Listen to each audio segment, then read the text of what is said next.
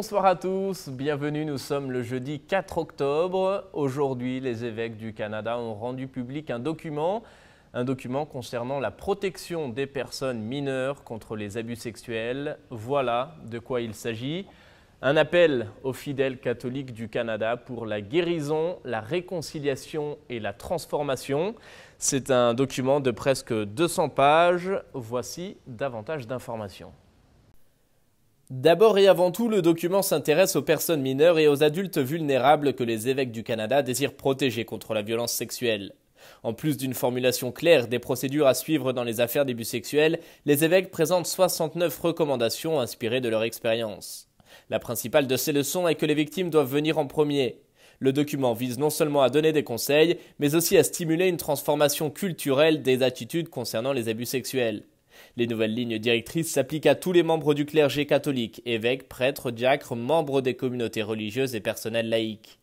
Pour préparer ce document, les évêques ont sollicité les contributions de victimes, de laïcs hommes et femmes, ainsi que des experts professionnels en psychologie, en travail social, en protection de l'enfance, en droit civil et en loi de l'Église. Le synode à présent, il s'est ouvert hier mercredi et il se tiendra jusqu'au 28 octobre. Pendant près de 3 semaines, plus de 400 participants sont invités à échanger sur les jeunes, la foi et le discernement vocationnel. Les jeunes sont donc les premiers concernés par cette assemblée.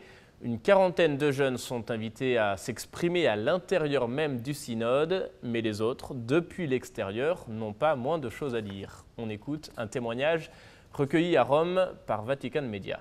Il est vachement concentré sur les scandales pédophiles dans l'Église en ce moment. Et c'est pas ça l'Église, et les jeunes ont besoin d'être touchés par autre chose que des choses qui tâchent l'Église.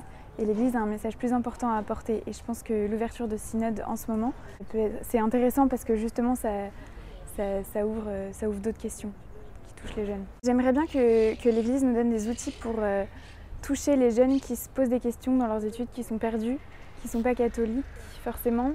Et pour nous, en tant que jeunes catholiques, je pense qu'on a vraiment quelque chose à faire de l'ordre de l'évangélisation ou de la mission, ou du témoignage, de rayonner de l'Église là où on est dans nos vies.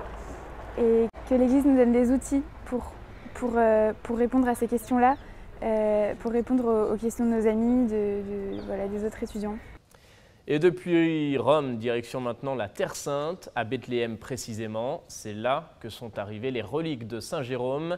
Elles sont de retour dans leur ville d'origine et c'est pour la plus grande joie des fidèles de Bethléem. Voici ce reportage réalisé par la custodie de Terre Sainte.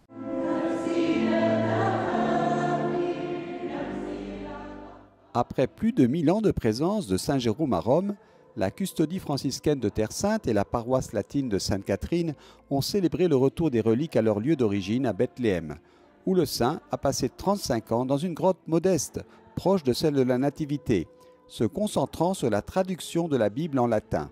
C'est Monseigneur Luigi Falcone qui a ramené les reliques à Bethléem. C'est pourquoi la communauté chrétienne locale et la custodie de Terre Sainte lui ont rendu hommage avec un cadeau symbolique. Je suis heureux d'être avec vous dans cette communauté de Bethléem pour 2 raisons fondamentales. Tout d'abord parce que Saint Jérôme, une petite relique, retourne à l'endroit où il a vécu la plupart de son temps. Et deuxièmement, parce que je vois que c'est une belle église vivante, une église qui témoigne du christianisme. Dans son homélie, le frère Ibrahim Faltas a évoqué le grand miracle accompli par Saint Jérôme. Par son travail, la Bible est connue dans le monde entier. Il a ensuite exhorté la communauté chrétienne locale à se remettre à lire la Bible et à méditer sur son contenu. Bethléem est fière aujourd'hui. Dans cette ville sainte, la Sainte Vierge a donné naissance à Jésus en l'offrant à toute l'humanité. Dans une grotte, à côté de la grotte de la Nativité, Saint Jérôme a donné la Bible au monde entier, après l'avoir traduite des langues anciennes au latin. Grâce à son travail, la Sainte Bible s'est répandue dans le monde entier et c'est le plus grand de tous les miracles.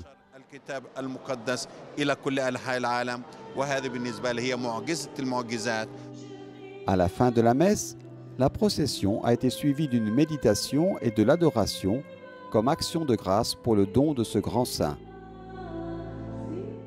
C'est la fin de cette émission. Merci de l'avoir suivi. Je vous souhaite une très belle soirée. À bientôt.